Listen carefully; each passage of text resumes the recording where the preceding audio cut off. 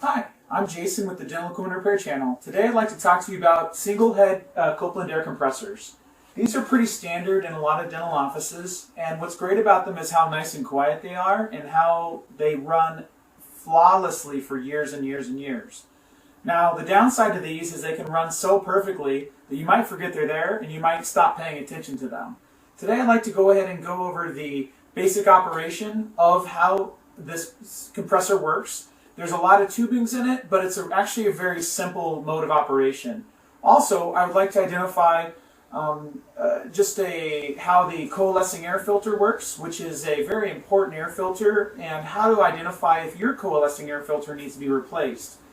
As a bonus feature, I'd also like to show you how to change your moisture indicating paper in your air compressor moisture indicator, and how to read it and make sure that your compressor is working as well as it should. Let's get started. To get started, what we're going to do is I'm just going to show you the basic airflow, like what air does when it comes from the room or atmosphere into the compressor and actually into the lines of your dental office. With this particular unit, we always start at the air filter.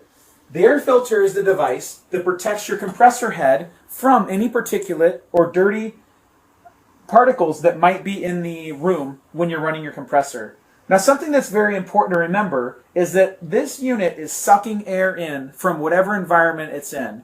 In other words, if it's in a really gross, nasty utility room with a vacuum pump and other dangerous or unpleasant smells, this unit is sucking in air from that location.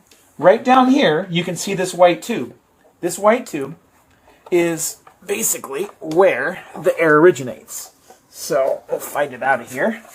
But basically, that is where the air's coming from.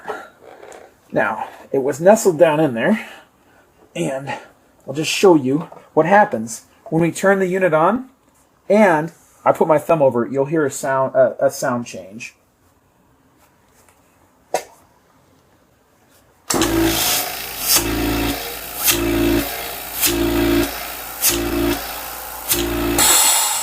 Alright, so this is where the air comes into the system. It comes up here through a filter element. Now this filter element is a paper element, and it basically filters air coming through here and then into your compressor head. Now, the compressor, once that compresses the air, it's coming in this side, and then emerging this side is compressed air. It goes through this bulkhead fitting and down here into this copper line. Now the copper line snakes around and it goes all the way through the underside and emerges here. So it starts on one side of the compressor and then it basically comes here. Now, this is called your coalescing air filter. This is a very important moisture removal filter. Compressed air will come through here and it goes through a filter, and it goes from a place of lower pressure to a place of higher pressure. And it goes through a filter element. Water molecules will hit that and then bind to the coalescing filter element and then drop down here into a little bit of a catch bowl. And this is where the water will be discharged from the system through this port. This is extremely important because what it does is it prevents extra moisture from making it into your system. That's the point of this system, is to provide moisture-free and ultra-clean air. So your air will come through here, through the coalescing air filter, and it will go two places. The air comes through this T, and then it comes over here to your pressure switch. The pressure switch is right here, and the input line is on the other side. So this is actually where your pressure switch gets its senses pressure from. Now, continuing on, here on this other large line,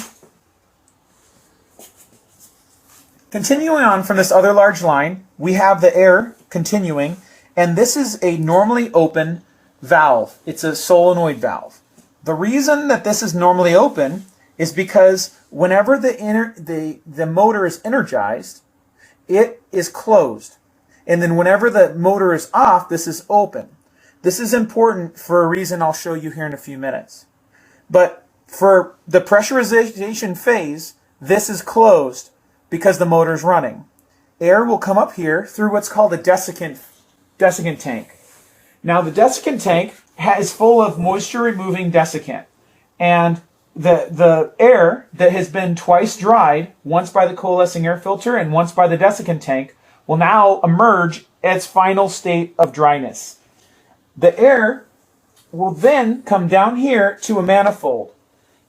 Now we've got another unit here that's a little bit easier to see what's going on, but that air would come out here and then it would come into this other manifold. Now when it comes down here, all right, it comes to this side, which is a purge air side. When it comes to the purge air side, it's going to go through this little T and over here to the back of the compressor to what's called the purge tank. All right, and I'll hop between compressors just because this is a little bit easier to see.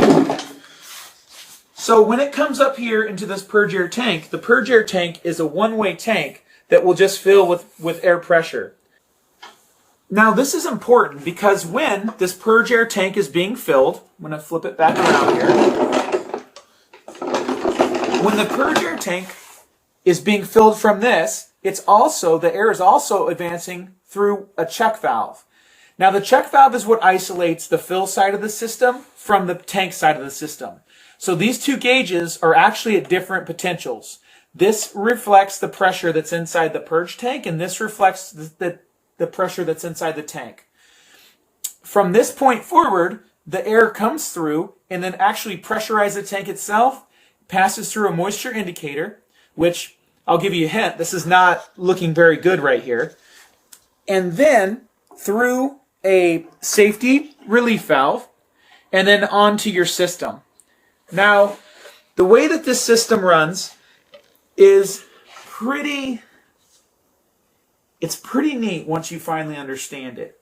Because what happens is, if this thing's pumping up and all three of these tanks are pressurizing at the same pressure, what happens is the unit comes up to pressure and turns off. Now, the check valve prevents anything from going back this way, so whatever's made it into the pressure tank stays there. However, the purge tank, okay, now has more pressure here than what is at the beginning of the system because of the actual bleeding of the system.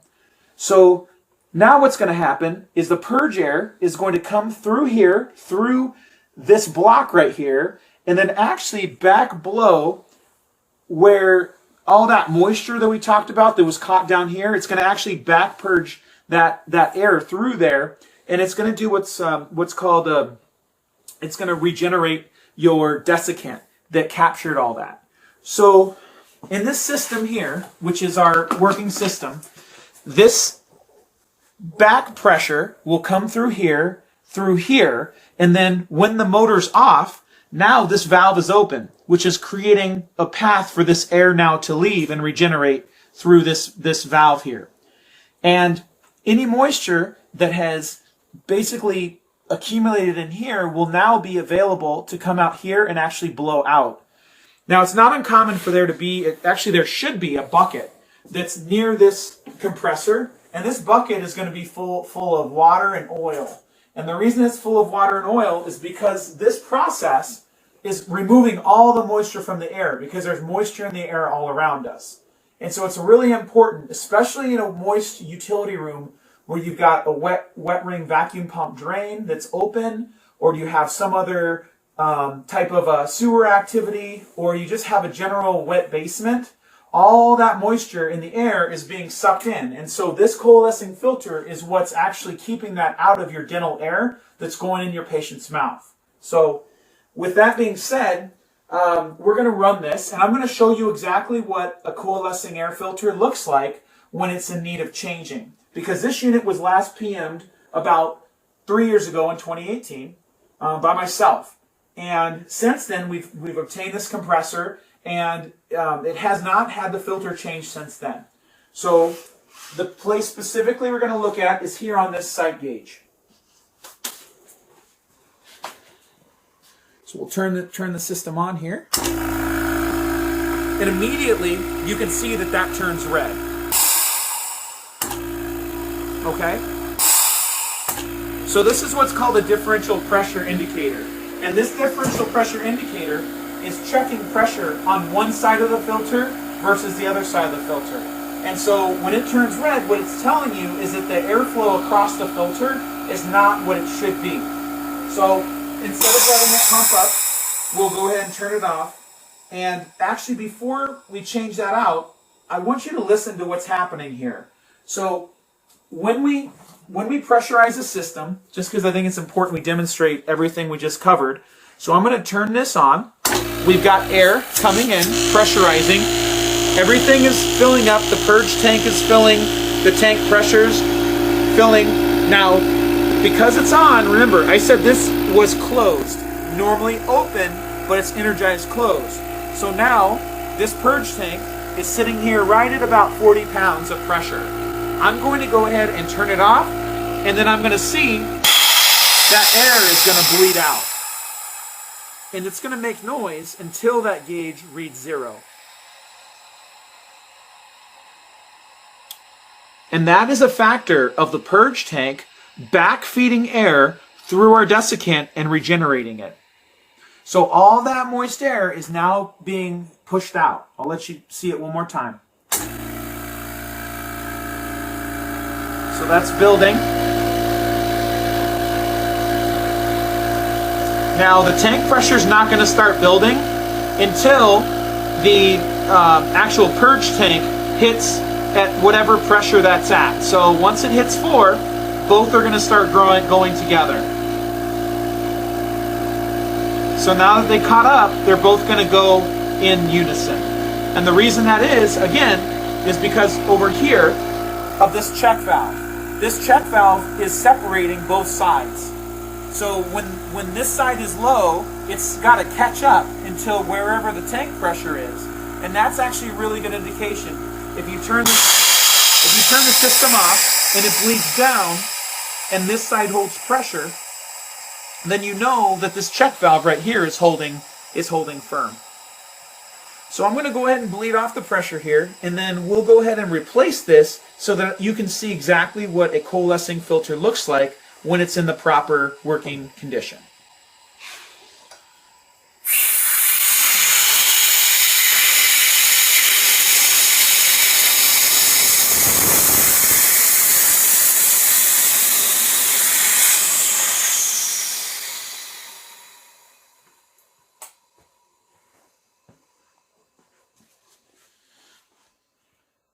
So this is a coalescing filter that we had taken out of another unit. And this is what the coalescing filter element looks like. I'm going to show it to you in this state because we had replaced this proactively in another unit and never had a chance to actually install it on the unit. So, but this is what it looks like, and it's really hard to see. You can imagine when this is like that, you just can't get your head under there to view it. But essentially you've got an O-ring here, that brown O-ring, and then you've got your filter. Now on the inside of the filter, there's another red O-ring. And that red O-ring goes right up here on top. There's a little groove that it sits in. And so it kind of sits in there. It's important to just to check and make sure that that O-ring is in place. It just is going to screw in like so. And then it snugs in right up there.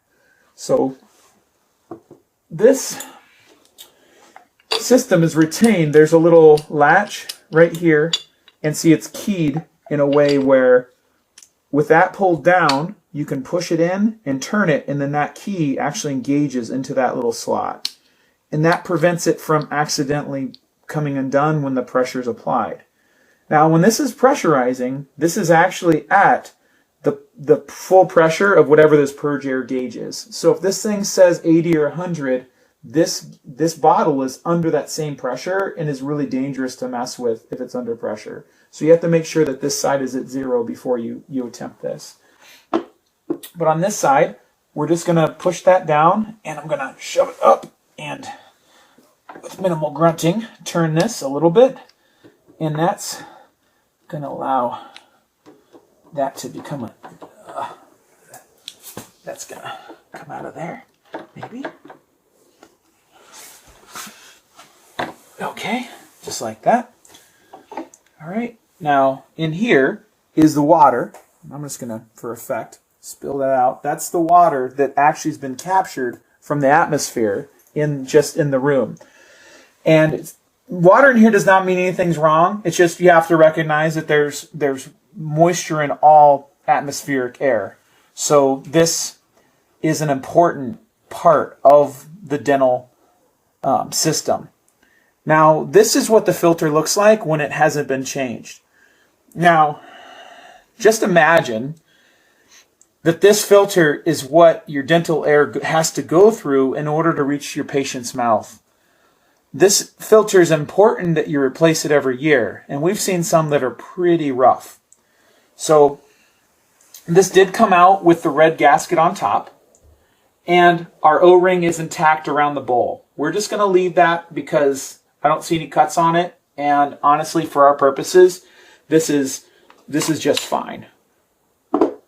So now we'll take off this filter here. Okay, it's got the O-ring on top. In general, whenever you're replacing a filter, you always want to make sure the one you're putting in looks similar, both in form and then also with regard to what's coming off of it. If you pull one out without a red O-ring or without a gasket, you always want to be looking around in there because it could have been captured or it could have been lost in a place where it's going to affect the operation. But there is this little pin, and so we're just going to guide that over the pin and spin that up and just finger tight. All right. So now this guy, we're going to take him and put him back on. All right. Find a little spot where he wants to get up in there. All right.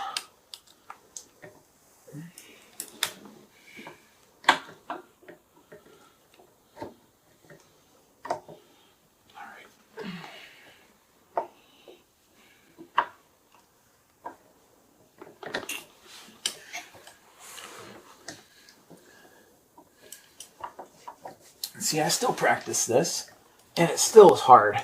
So when you're doing this job, it will undoubtedly be a dirtier environment than this is. And just know you're going to have to work at it a little bit to get it to seat. Now, come on. You got to talk nice to it. All right. Oh, well, how about that? Man, look at that. This is good. The O-ring broke. Man, I totally chopped that thing in half, didn't I? Huh. That's okay. Look at that. I just totally ruined that, putting that in there. So, that's a really good thing for you to see, that the parts that come out of the unit can sometimes save your butt when you're putting this stuff back together. And let's see here. This is going to be a little challenging because it's oily. But this is what you would have to go through if this ever happened to you. So now see how I'm pushing my fingers together? And now I can get that guy out like so. So let's try this again without breaking the O-ring. All right, that was good. All right, so now, without doing the same thing twice, well, okay, there we go. That feels like it's up in there. Now, turn it, and then that should engage. All right, very good. Now, another thing is what that just showed you as well. Whenever you do an oil change or a filter change, and you have filters or you have pieces like this that came out of your old filter, this is not a bad idea to just throw this in a little baggie and keep it somewhere nearby. You never know when the old parts of yesterday could save your butt today. All right, with this being replaced, I'm going to turn this on and we're going to see if this looks any different. All right, let's close that guy. All right, awesome. That's what we're wanting to see. We're wanting it to stay green. All right, as a reminder, this is what it looks like when it is failed. And this is what it looks like when it's properly functioning.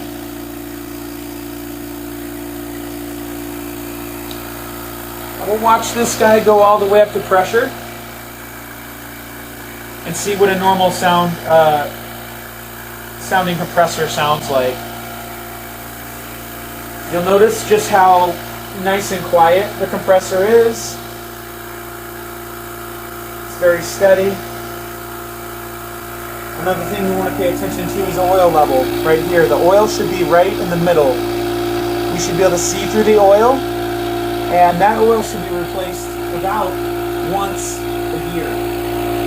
When you're replacing the oil, the two ways you can do that are by either sucking it out of this hole right here, and by pulling off this little, there's a nut here, and then you can use you can actually use a little bit of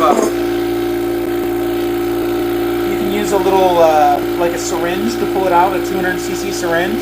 That's the way I like to do it, with the unit off and depressurized. The other way you can do it is right here. There's a screw or a bolt right here. If you take that bolt out, that's your oil change bolt. And you just have to be ready with some sort of like a little trough or something for the oil to come out. So this oil should be right in the middle, and you replace it by either sucking it out here, draining it there, and then you add the oil here, or you unscrew this and then you add the oil right here.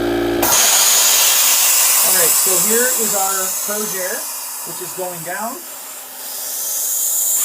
Alright, so that's our Purge air. And this guy is going to just bleed down to 0, and then we've got our 100 PSI.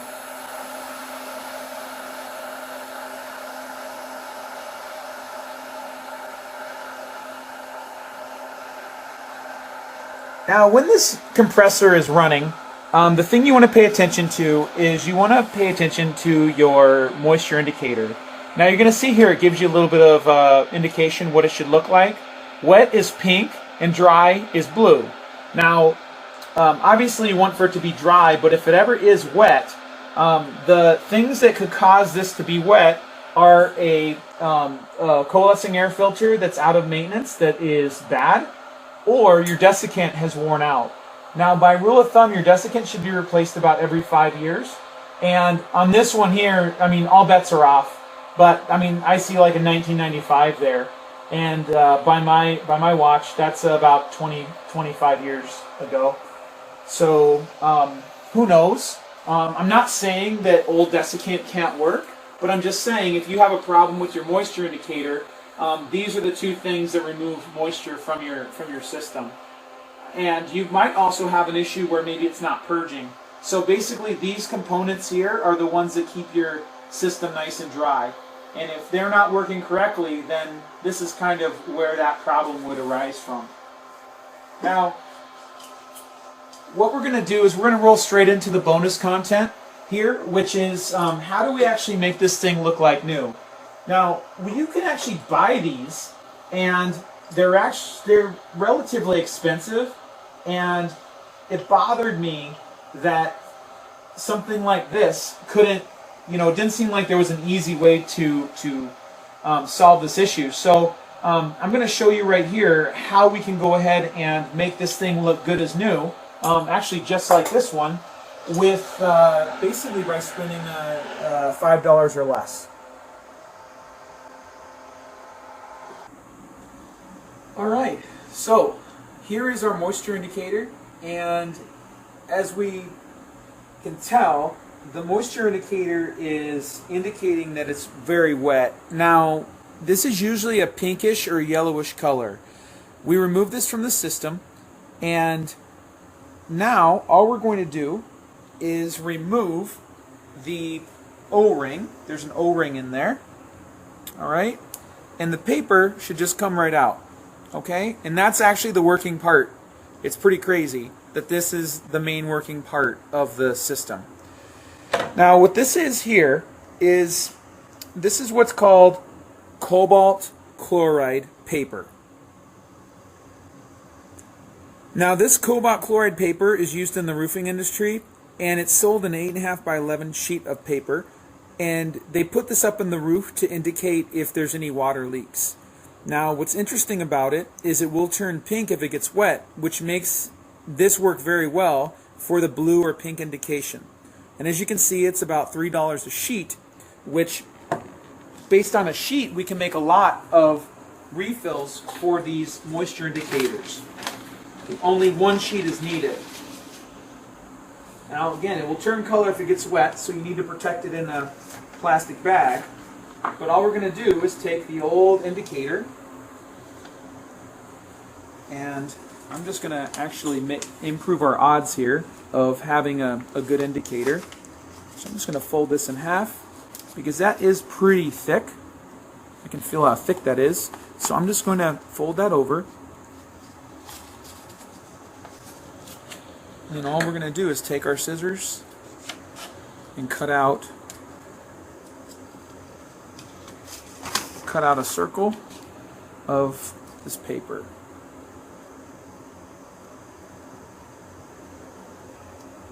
And I'm just going to leave the one side attached, but that's just going to be our new paper there. It doesn't have to be a perfect circle, just enough to fill up the window. And we'll just take that guy, pop him in there, use our little scissors to get that guy all nice in there, and then take our O-ring, shove him down in where he came from. All right, and then flip it around. And that's our indicator. Now, I don't like the way that looks, so I guess you just have to kind of work it around until you get the coverage that you want. All right, because it always seemed to me a shame to throw away this big, beautiful hunk of metal with a window in it that is perfectly fine and not leaking for the sake that this little crazy piece of paper died. So now, even if your system does get wet and you have to perform a repair, or as a service technician, you have enough paper to where you can actually take care of customers for a long time. And then just to demonstrate how it works, we'll cut off a little tab of it. I know, I'm sure that's what you guys want to see. Now, I don't know, with COVID, what the proper ways to do this. In years past, times past, in months past, I would have just licked my finger. But I realize that's a little risky now. So we'll get a little bit of water right here out of our distilled water. And we'll just do a little splash. There we go. Some little moisture. And watch the magic happen. Ooh, look at that. Ooh, pretty interesting. So, when that gets wet, it just turns pink. It's pretty interesting. So, when this thing is exposed to moist air, it will turn pink as well. So that's how that works. All right, and there you have it. So now we've covered the operation of a Copeland compressor. We've covered the basic plumbing and flow. We've covered how to deal with a coalescing air filter that has a red indication here, indicating that it's blocked. We cut an O-ring and actually used an old part to save the day. And we even showed you how to make your moisture indicators like new again. If you have any questions about these units, go ahead and post down in the comments, and we will do our best to answer the questions as you have them. Again, I know these are older compressors. We hear a lot from our colleagues that everyone needs to go to oilless. However, sometimes you just got to work with what you have. And if you have one of these compressors, I wouldn't be overly concerned unless you're not maintaining it. In that case, just know if you've got a 25-year-old compressor, you should be doing oil, air filter, and maintenance checks every year, because this is truly the heart of your practice.